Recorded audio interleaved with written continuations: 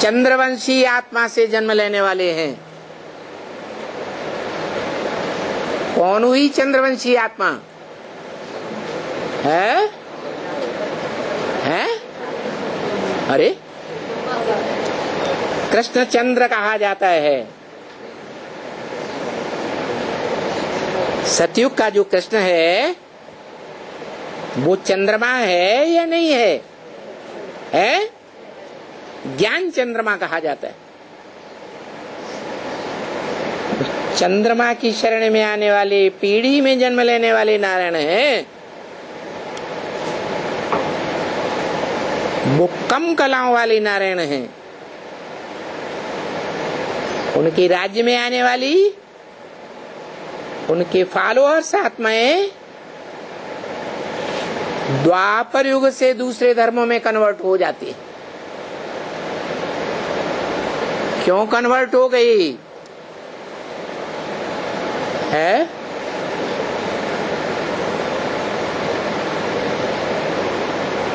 क्योंकि संगम युग में उन आत्माओं ने अपने देहभान को छोड़ नहीं पाया।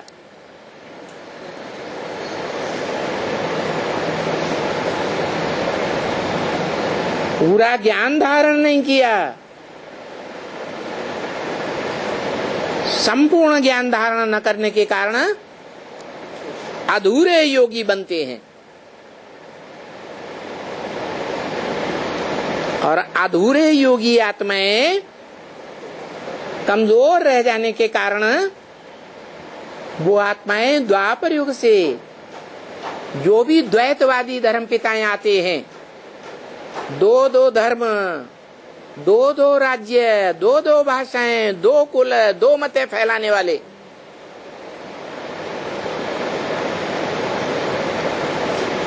उन्हीं नारायणों की पीढ़ी में जन्म लेते रहते हैं, जो नारायण दूसरे धर्म पिताओं के कब्जे में आ जाते हैं।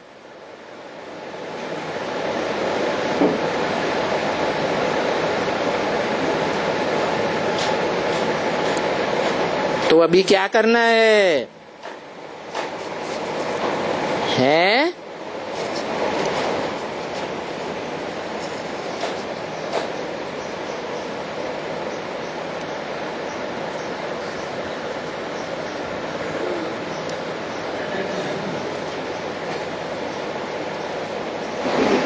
जो अखूट ज्ञान का भंडार शिव बाप है,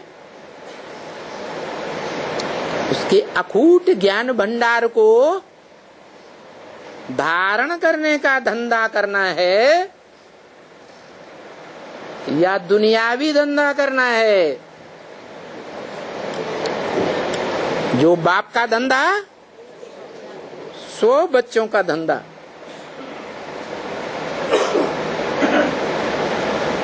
ब्राह्मण का धंधा क्या है? ज्ञान लेना और ज्ञान देना। तो टाइम वेस्ट नहीं करना चाहिए।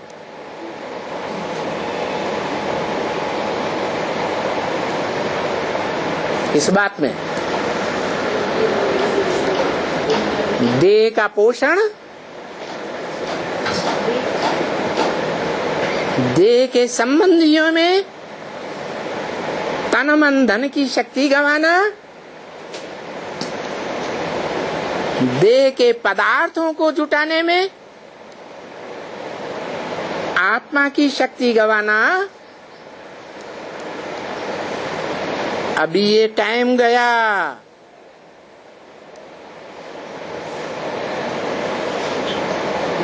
अभी समय की सबसे जास्ती वैल्यू है।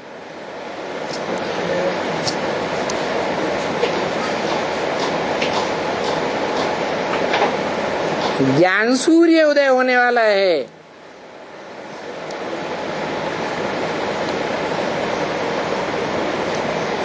ज्ञान सूर्य के उदय होने की यादगार क्या है? कोई भारत में यादगार मनाई जाती है क्या? महाशिवरात्रि का गायन है। जिससे बड़ी महान शिवरात्रि कोई होती ही नहीं। ऐसी बड़े ते बड़े अंधकार की रात्रि जिसमें दुनिया वाले तो सोए हुए पड़े हैं, पंचभूतों की भौतिकवादी दुनिया में आलोड़न करने में मन बुद्धि लगी हुई है, तन भी लगा हुआ है, धन भी लगा हुआ है। 5 तत्वों से जो बना हुआ शरीर है, उस शरीर के पोषण में लगे हुए, भौतिकवाद में लगे हुए हैं या आध्यात्मवाद में लगे हुए हैं? भौतिकवाद में लगे हुए हैं। और भारतवासी राम की सेना बन गई है।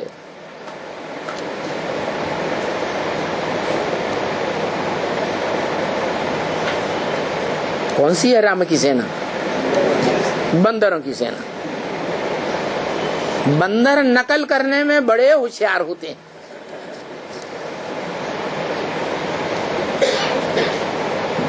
उन भौतिकवादी विदेशियों की नकल करने में भारतवासी जुटे हुए हैं।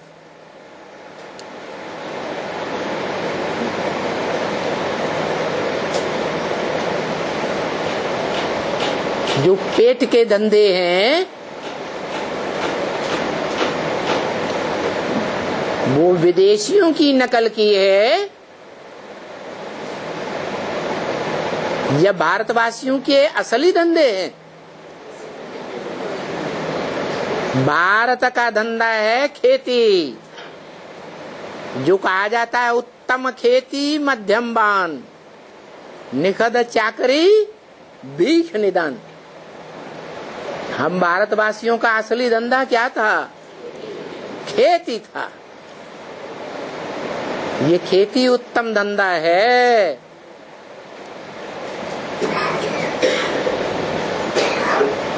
ये जो बिजनेसमैन है, अंग्रेज बिजनेसमैन बन के भारत में आए और भारत से सारा धन लूट के ले गए।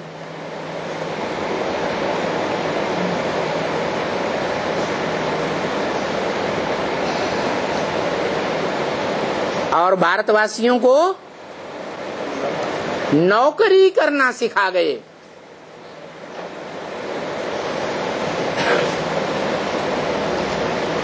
ऐसी पढ़ाई जो पढ़ाई क्या बनाती है? नौकर बनाती है। चाहे बड़े से बड़े डॉक्टर बने MBBS पढ़ करके, चाहे बड़े से बड़े जज और वकील बने LLB पढ़ के, चाहे इंजीनियरिंग की पढ़ाई पढ़ें, कंप्यूटर का दिमाग बने, ये सारी पढ़ाइयां कहां से आई? विदेशों से आई। और जो भारत का असली धंधा था क्या? उत्तम खेती। उन किसानों का क्या हाल है?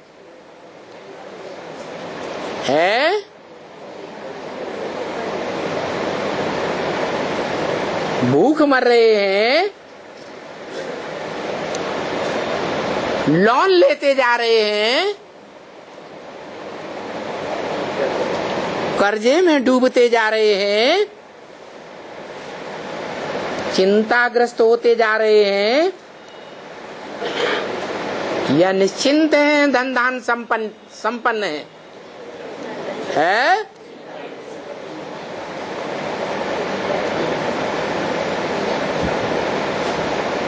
यहाँ की खेती को चौपट कर दिया।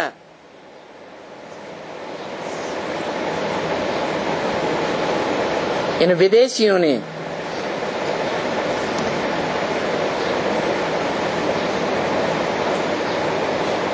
जो भी किसान हैं उनको आदी बना दिया। हाइब्रिड बीज खरीदने हैं, जिनका केमिकल विदेशों में तैयार होता है।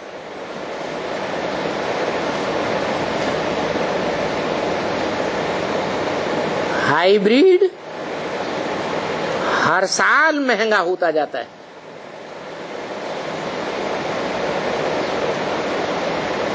कमाई विदेशियों की होती है। विदेशी कंपनियां भारत में लगातार खुलती जा रही हैं।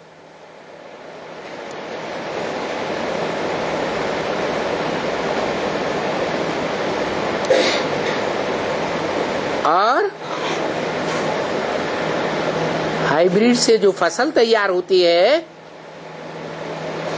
वो केमिकल खाद के बगैर तैयार नहीं हो सकती। हर साल उस केमिकल खाद का दाम 2 गुना 3 गुना होता जाता है।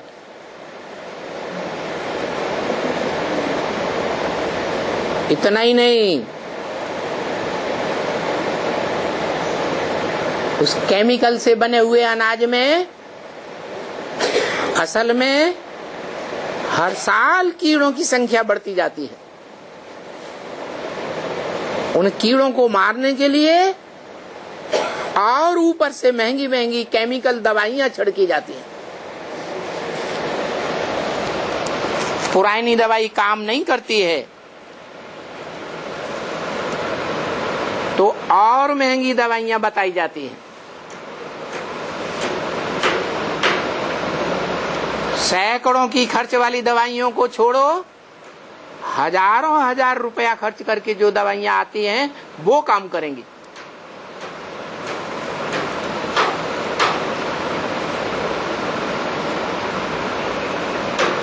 उस केमिकल का अनाज खाने से बीमारियां लगातार बढ़ती जा रही हैं। नई नई बीमारियां पैदा हो रही हैं।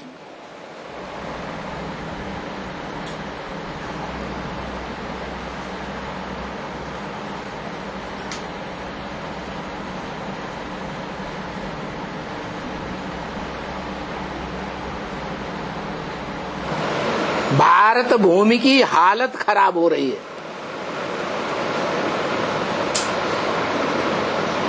जमीन बंजर बनती जा रही है।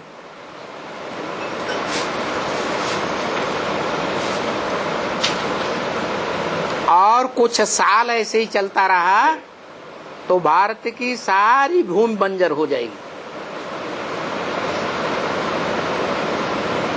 ऐसे दुष्चक्र में इन विदेशियों ने फंसाया हुआ है।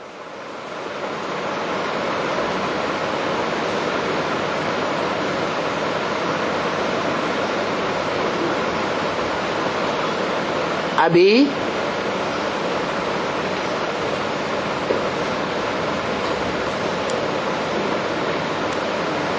सच्चखंड भारत और भारत का भाग्य विधाता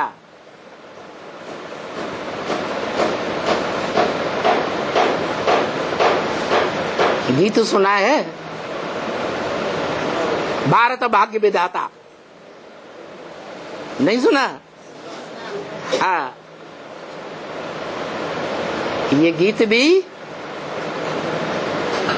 चाटुकारों का गाया हुआ है।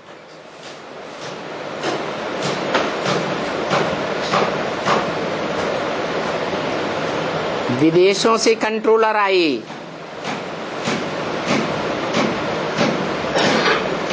उसके स्वागत में ये गीत तैयार किया गया था।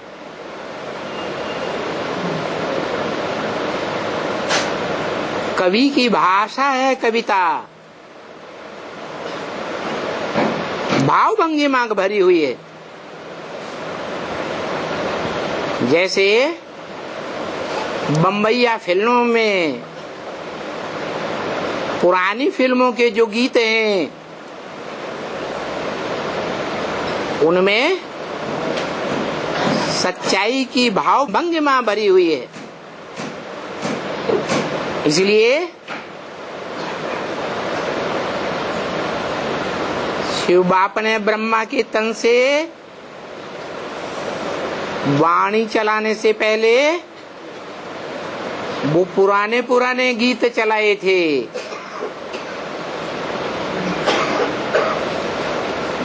जो संगम युग की याद दिलाते हैं।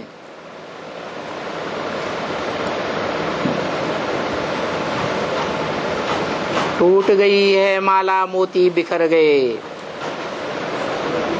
2 दिन रहकर साथ न जाने किधर गए।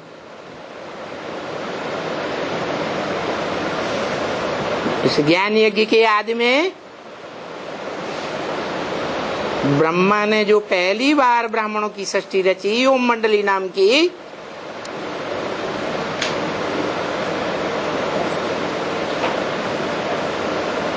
हिरोशिमा में बम विस्फोट हुए।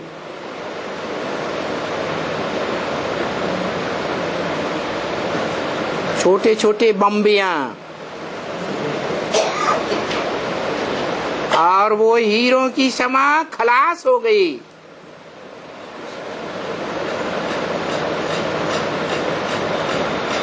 हीरो पार्टधारियों की क्षमा, टूट गई माला।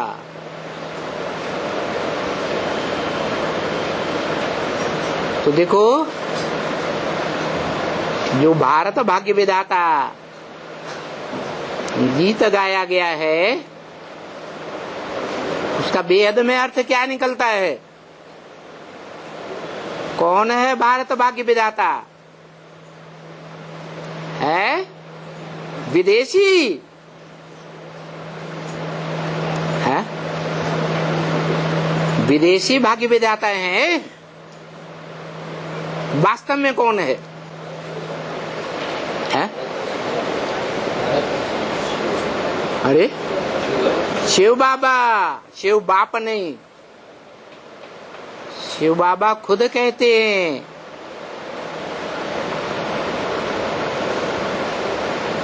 बाप विदेशी बनकर आया हुआ है। क्या बनकर आया? विदेशी बनकर आया हुआ है। तो जो विदेशी बनकर आया हुआ है, विदेशी है या विदेशी बनकर आया है? हैं? माने विदेशी है नहीं, है क्या? है शुद्ध भारतवासी। जो भारत में राम का गायन है, मर्यादा पुरुषोत्तम।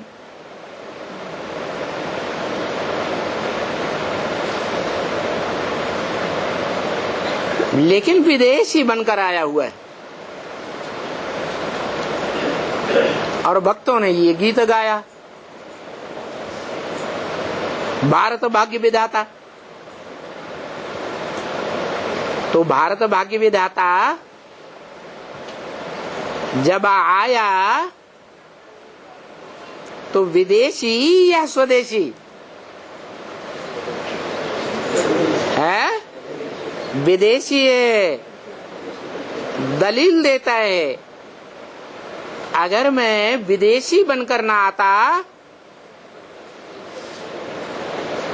तो तुम बच्चों से मिल भी ना पाता। अगर मर्यादा पुरुषोत्तम बनकर के आ जाता।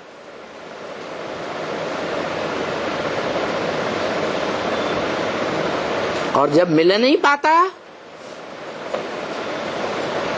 तो संग का रंग भी लग नहीं पाता।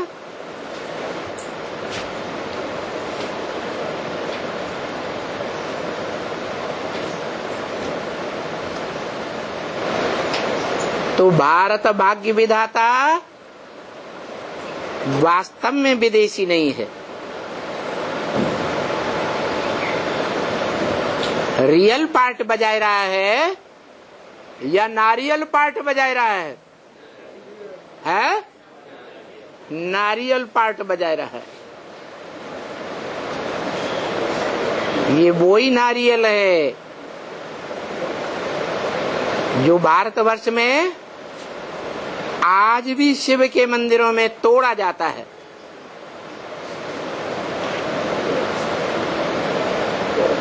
देवी के मंदिर में तोड़ा जाता है और शिव के ऊपर अर्पण किया जाता है।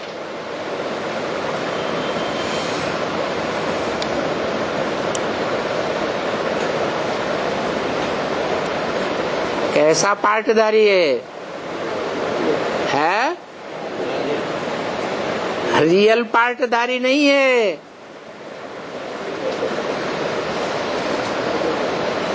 रियलिटी को जो संपूर्ण ज्ञानी बच्चे हैं वो ही जान पाते हैं।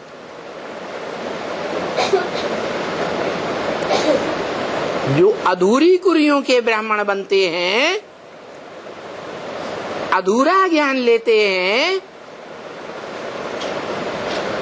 वो उस पार्ट को नहीं पहचान सकते।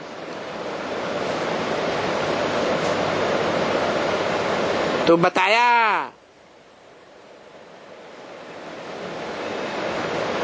उस त्रिमूर्ति बाप का परिचय लेना चाहिए।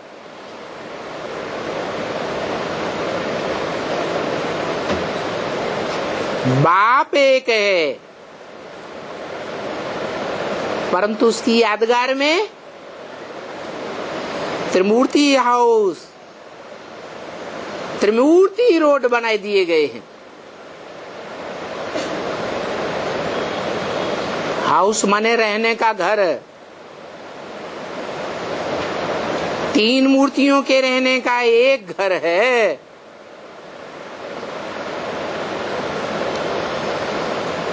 त्रिमूर्ति रोड।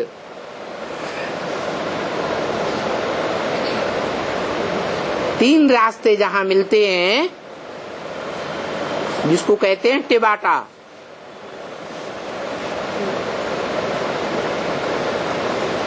नाम रख दिया है त्रिमूर्ति रोड। तो वो त्रिमूर्ति हाउस कौन है?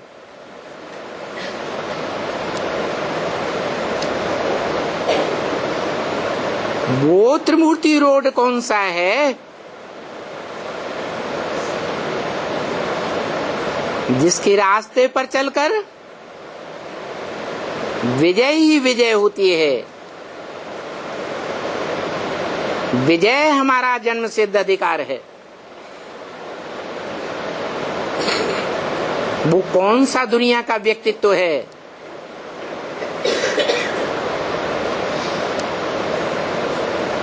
जिसकी युद्धों में जीवन में कभी भी हार ही नहीं हुई।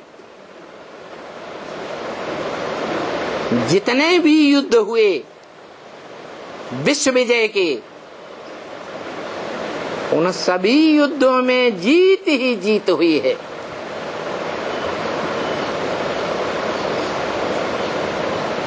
क्या नाम है उस विश्व विजयी का जो झंडारोहण में गाते हैं? विश्व विजय करके दिखलावे, तब होवे प्रणपूर्ण हमारा, झंडा ऊंचा रहे हमारा। झंडा बुलंद करने वालों से कभी जाकर पूछो, ये कपड़े का झंडा ये विश्व विजय करता है क्या? कपड़े का क्या मतलब है?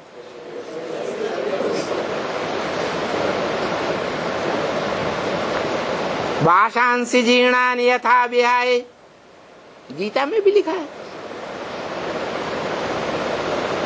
शरीर को कपड़ा कहा जाता है।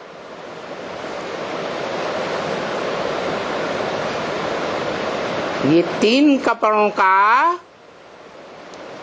सम्मिलित रूप झंडा है। तीन कपड़े धारण करने वाली तीन प्रकार की आत्माएं हैं। कौन कौन सी? ब्रह्मा, विष्णु और शंकर।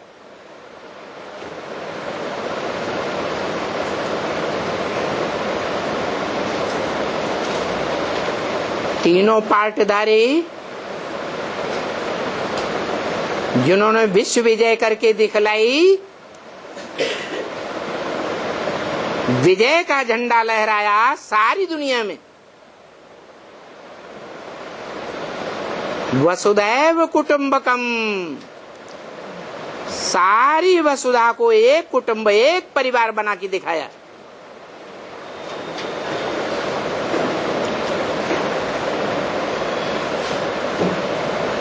वो त्रिमूर्ति शिव कौन है?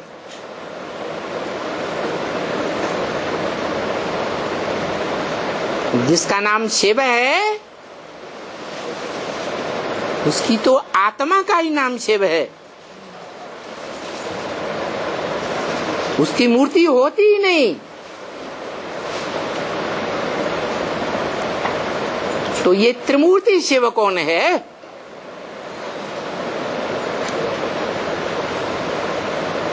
तथाकथित ब्रह्मा कुमारियों से पूछो तो कहेंगी दादा लेखराज ब्रह्मा। वो एक असली मूर्ति है। जो ब्रह्मा सो विष्णु बनता है और वही ब्रह्मा की आत्मा शंकर का रूप धारण करेगी विनाश काल में। इसलिए उन्होंने जो साक्षात्कार से चित्र बनवाए,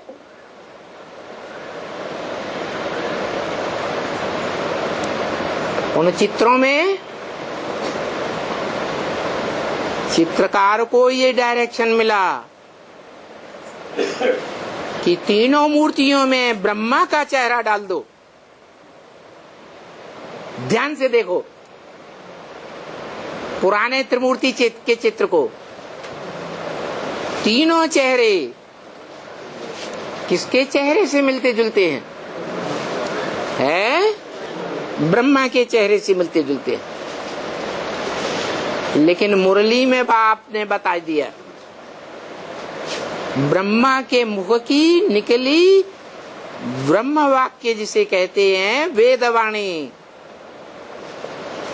जो पत्थर की लकीर है, उस वेदवाणी में बता दिया जिसे हम मुरली कहते हैं। क्या बताया? यह त्रिमूर्ति का चित्र यथार्थ नहीं है। क्या तुम बच्चों को त्रिमूर्ति का यथार्थ चित्र बनाना चाहिए। जो बोला है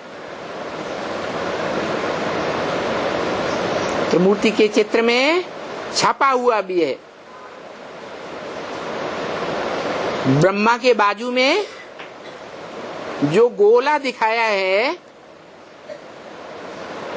गोला किस बात की यादगार है? हा? अरे त्रिमूर्ति में, पुराने त्रिमूर्ति के चित्र में ब्रह्मा के बाजू में भी गोला है और शंकर के बाजू में भी एक गोला है। वो दोनों गोले किस बात की यादगार हैं? है? अरे ब्रह्मा के बाजू में जो गोला है वो स्वर्ग की यादगार दिखाई गई है और शंकर के बाजू में जो गोला है वो नरक की यादगार दिखाई गई है। शंकर का काम है नरक के द्वारा बनाई हुई जो दुनिया है, नरक, उसमें आग लगा देना है, भस्म कर देना है। और ब्रह्मा की ओर जो गोला दिखाया गया है वो साबित करता है कि ब्रह्मा द्वारा काहे की स्थापना? स्वर्ग की स्थापना। परंतु ब्रह्मा ने तो 18 जनवरी 69 को शरीर छोड़ दिया। छोड़ दिया या रह गया? तो द्वारा चला गया या रह गया? जब द्वारा ही चला गया, मीडिया ही चला गया, तो स्वर्ग की स्थापना कौन करेगा? इसलिए बताया ये त्रिमूर्ति का चित्र यथार्थ नहीं है, यथार्थ चित्र बनाओ। तो वो तीन मूर्तियां जो इस दुनिया में विश्व विजय करके दिखाएंगी, वो तीन मूर्तियां धारण करने वाली तीन आत्माएं इस ब्राह्मणों की दुनिया में हैं या नहीं है? कौन है? जिनका परिचय एडवांस ज्ञान में दिया जाता है। कौन कौन है? है जगदम्बा कहो, जगत की अम्बा कहो या ब्रह्मा कहो, अर्थ एक ही है। वही दादा लेखराज ब्रह्मा वयोवृद्ध शरीरधारी, वो आत्मा शरीर छोड़ करके जब कोई माता में प्रवेश करके पार्ट बजाती है, महाकाली का पार्ट बजाती है, तब असुर संहारिणी कही जाती है। इस दुनिया में इस वर्तमान समय कोई अपने को सुर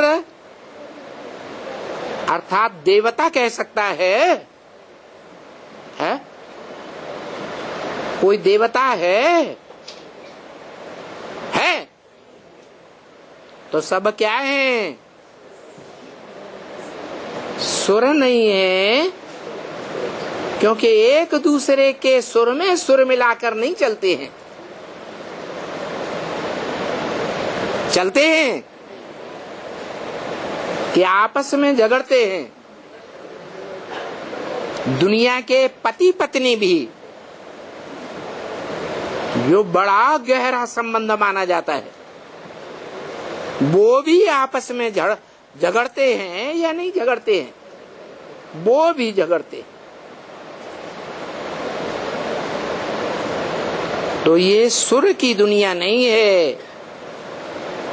देवताओं की दुनिया नहीं है, सब असुर है। तो मां काली क्या करती है? क्या करती है? सब असुरों का गला काट देती है। मना मार देती है। मार देती का अर्थ हद में या बेहद में? क्या अर्थ है?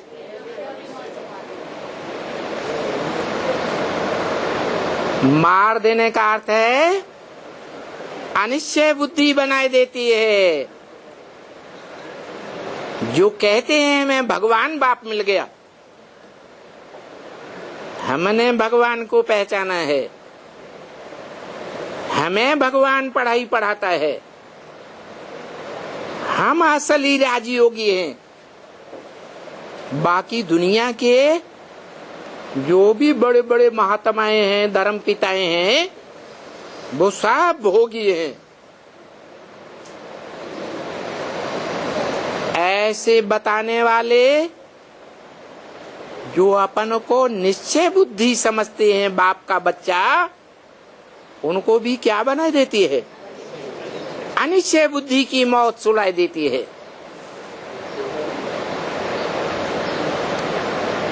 वो सब बाप को भूल जाएंगे।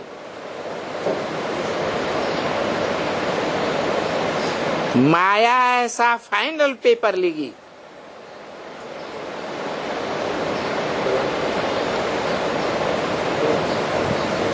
माया उतनी सर्वशक्तिवान नहीं है।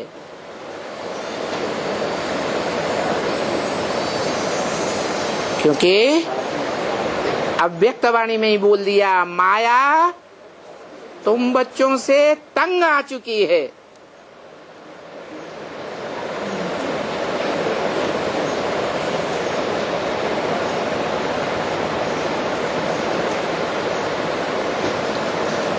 माया को बेटी कहा।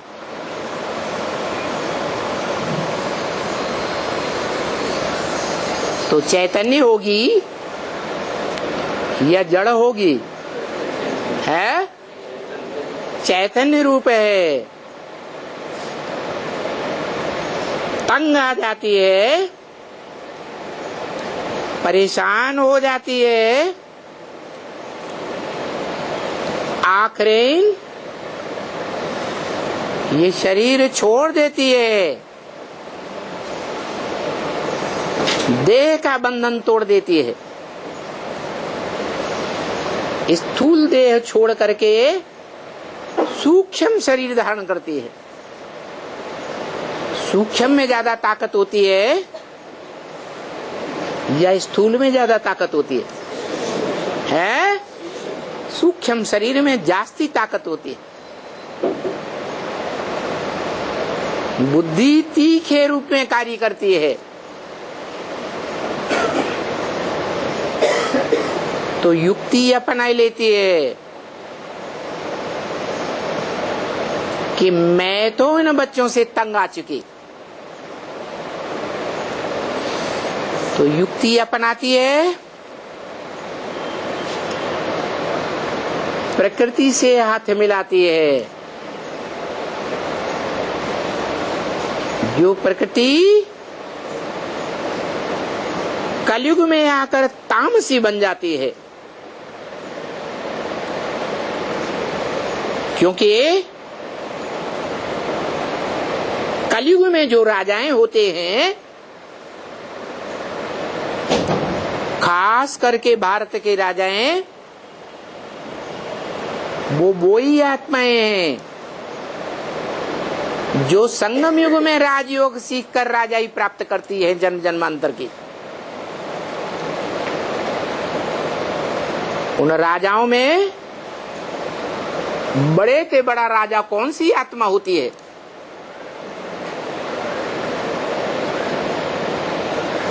है?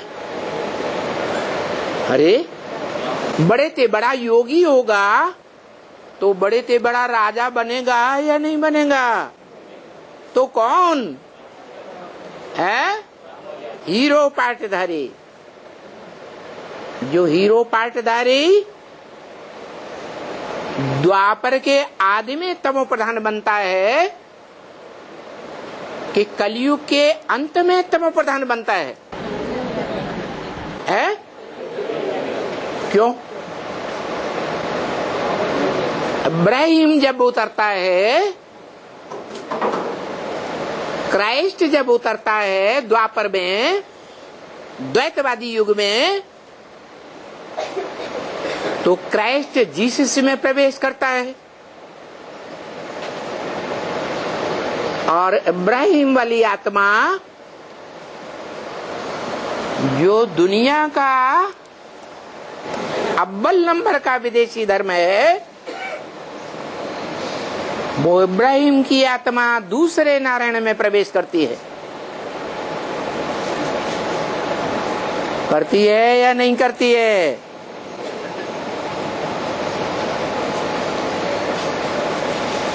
तो वो आत्माएं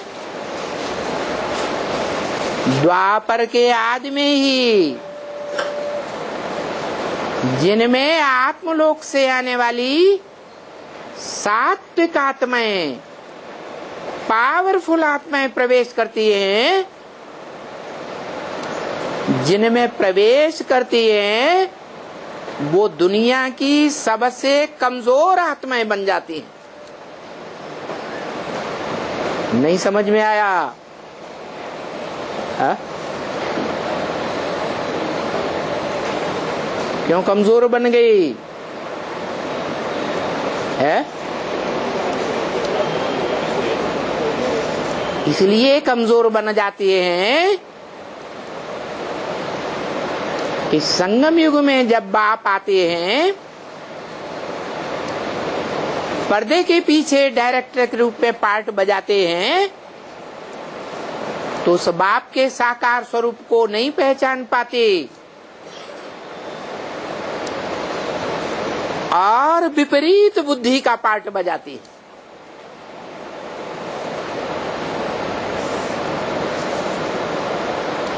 बाप कहते हैं दृष्टि से सृष्टि सुधरती है,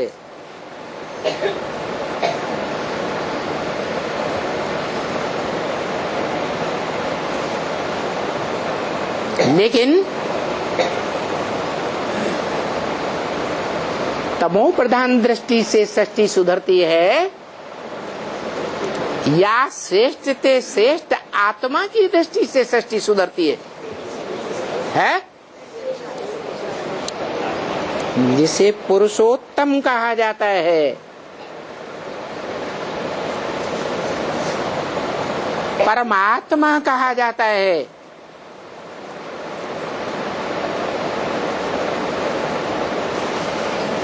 शंकर कहा जाता है, परम पदधारी विष्णु कहा जाता है। ये विष्णु, शंकर,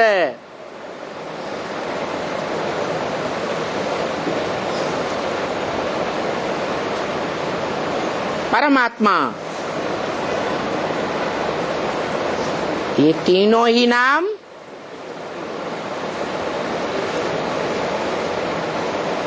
शिव के बाद शंकर जोड़ा जाता है, परम पिता के बाद परमात्मा जोड़ा जाता है।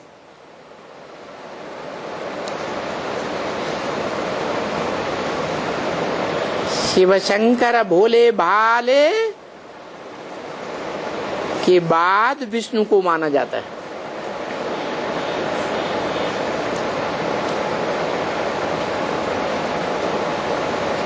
तो बाद में छोटे का नाम आता है या बड़े का नाम आता है?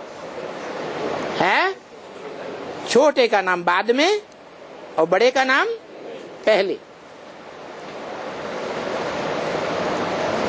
तो जो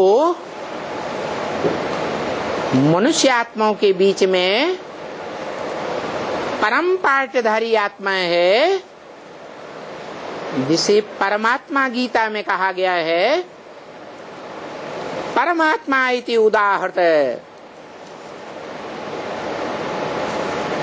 वो आत्मा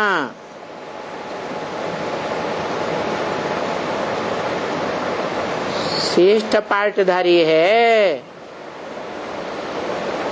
जो दादा लेखराज ब्रह्मा के तन से गीता ज्ञान सुनाया गया। उस गीता ज्ञान के गीत का, कविता का विस्तार से व्याख्यान देती है, जिसे सांख्य कहा जाता है। सांख्य माना ही सह आख्या, व्याख्या के साथ जो बात बताई जाए, विस्तार पूर्वक गहराई से जो बात बताई जाए, उसे सांख्य कहा जाता है। सांख्य शास्त्र का प्रणेता कपिल मुनि को माना गया है, जिस कपिल मुनि के नाम पर काम्पिल्य नगरी बसाई गई। वो कपिल मुनि कोई और नहीं है, वो ही मनन चिंतन मंथन करने वाला मुनि है, जिसे काश्यप कहा गया है। काश्य माने तेज, पा माने पीने वाला, माने याद के तेज को पीने वाला।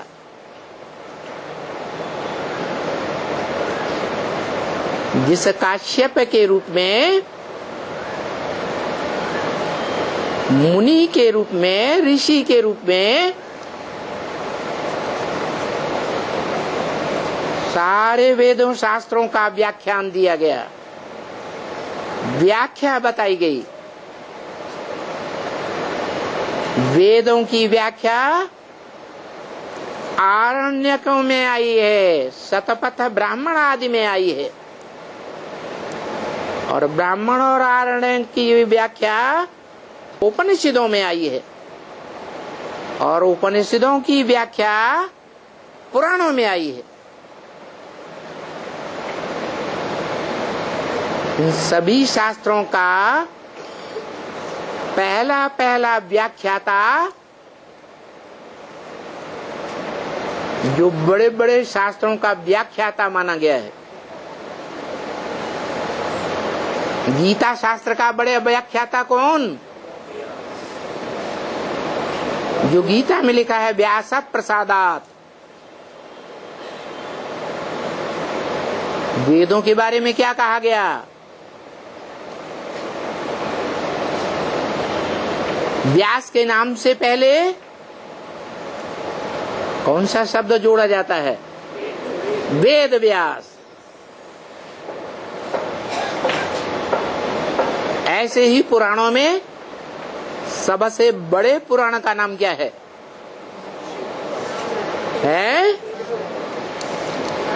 महाभारत महापुराण।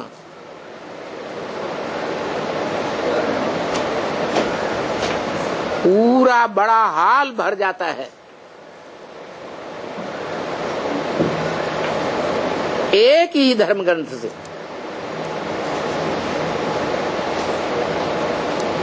भागवत कथा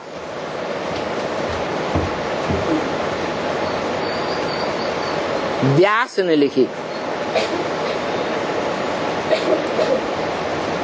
वो ही हीरो पाटधारी है जिसके लिए शिव बाप ने ब्रह्मा मुख की वेदवाणी में बोला, शिव बाबा इस सृष्टि पर सदा कायम है।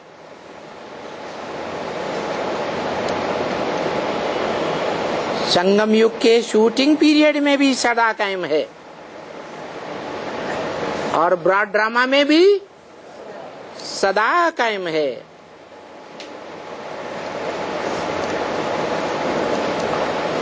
उसी परमात्मा को परम ब्रह्म भी कहा गया है।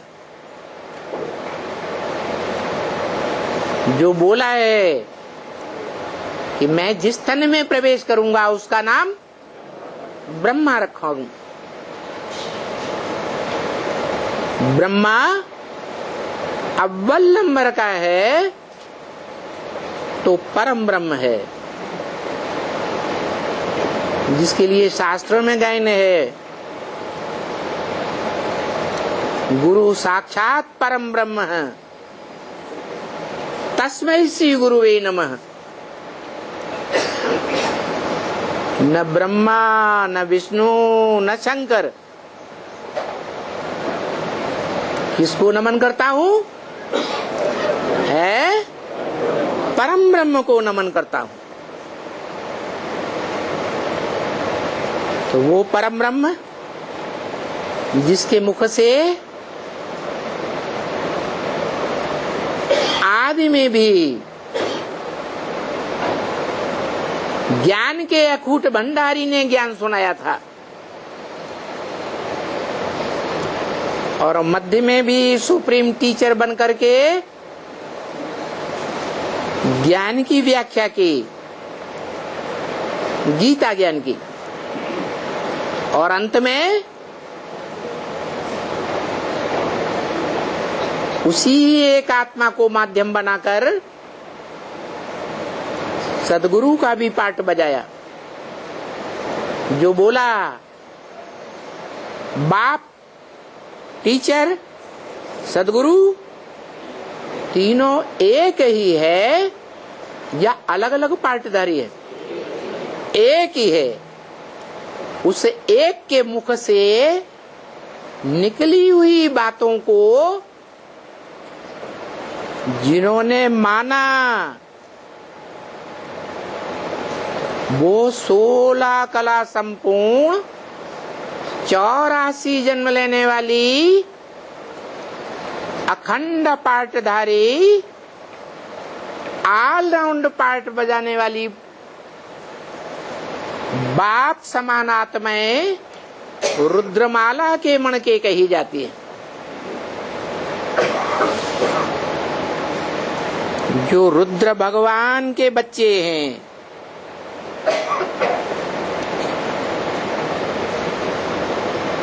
शिव ज्ञान यज्ञ नहीं कहा जाता, ब्रह्मा ज्ञान यज्ञ नहीं कहा जाता, विष्णु ज्ञान यज्ञ नहीं कहा जाता। क्या कहा जाता है? अविनाशी रुद्र ज्ञान यज्ञ। माने इस ज्ञान यज्ञ का विनाश जब महामृत्यु होती है, सारी दुनिया की विनाश की स्थिति आती है, तब भी इस यज्ञ कुंड का विनाश नहीं होता। ये ऐसा यज्ञ कुंड है, ऐसा धर्म युद्ध का क्षेत्र है,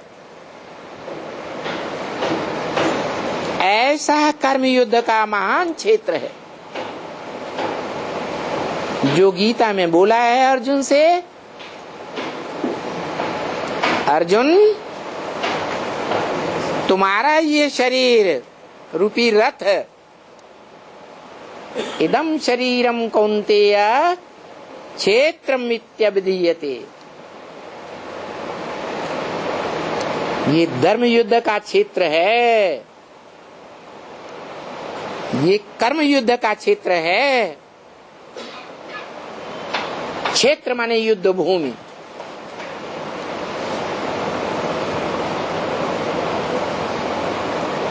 तेरा शरीर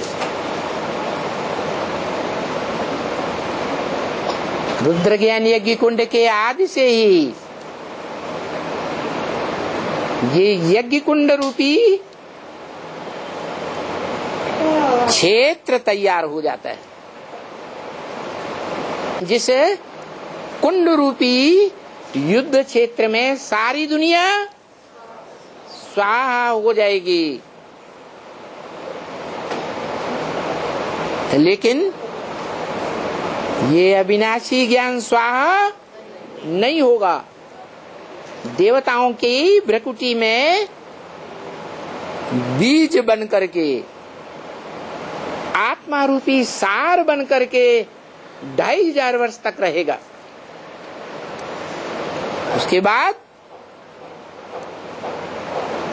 मनुष्य सृष्टि रूपी वृक्ष का विस्तार होने लगता है,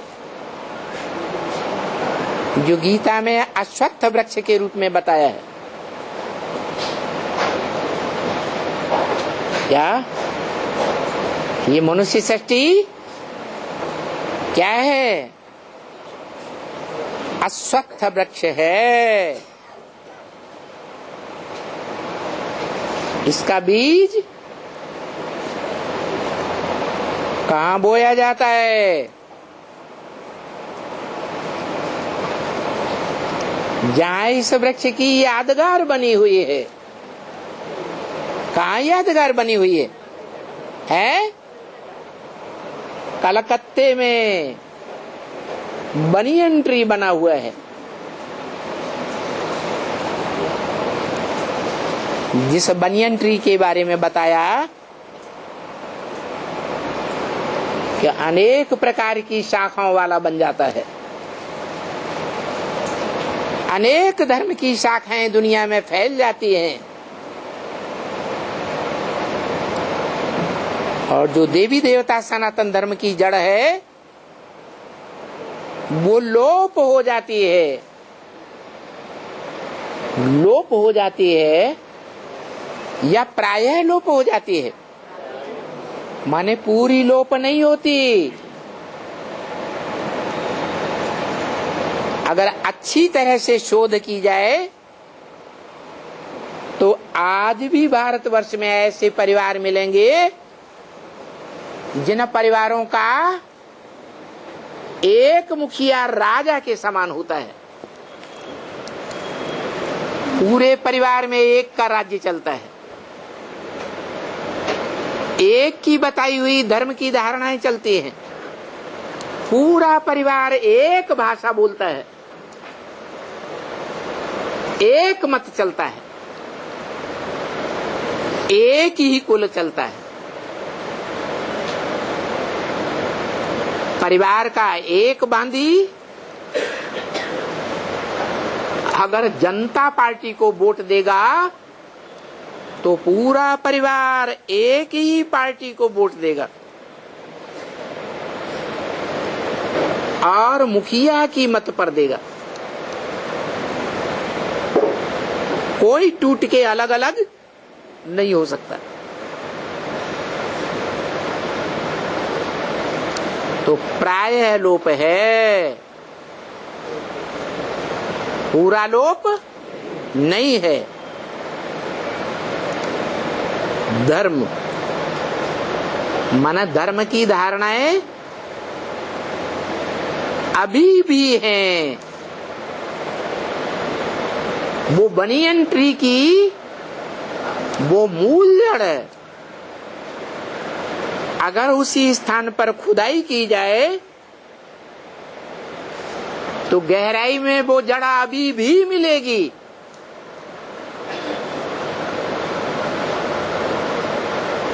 जो बाग लगाने वाले लोग हैं वो ये जानते हैं कि कौन कौन से वृक्ष हैं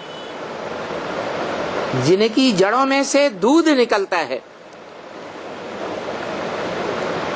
लकड़ी में दूध होता है,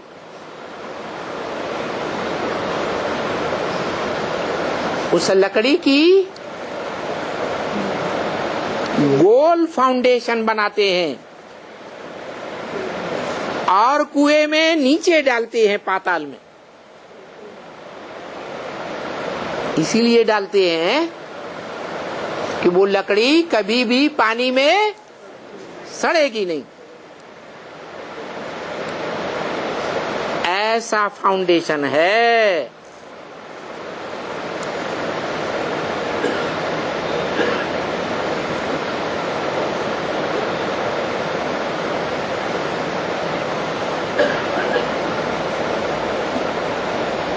जिसमें से एक तना निकलता है, एक धर्म, एक राज्य, एक भाषा वाला।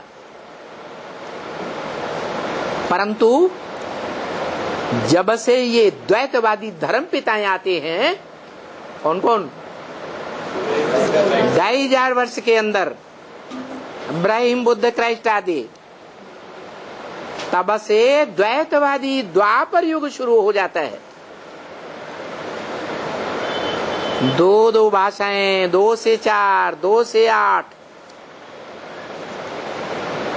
भाषाओं की वृद्धि होती है, राज्यों की वृद्धि होती है, धर्मों की वृद्धि होती है और सब आपस में टकराते चले जाते हैं। तो दुख की मारामारी की दुनिया बनेगी, लड़ाई झगड़े की दुनिया बनेगी या सुख की दुनिया बनेगी? कैसी बनेगी? है दुख की दुनिया बन जाती है। इन्हें देहधारी मनुष्य कहा जाता है। जिन मनुष्यों को नर कहा जाता है, ये नर क्या बना देते हैं? दुनिया को नरक बना देते हैं। उन नरक बनाने वाले धर्मों को भारतवासियों ने फॉलो किया है।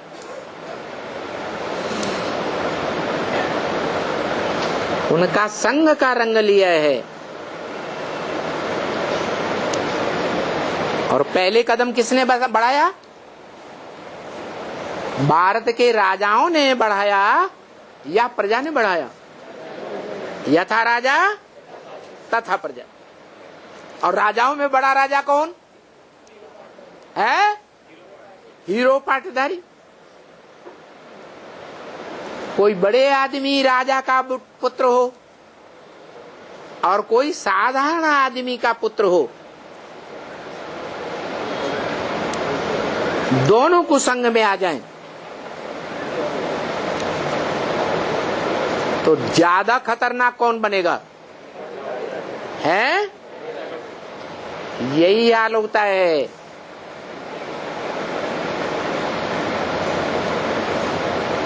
ये भारत और ये भारतवासी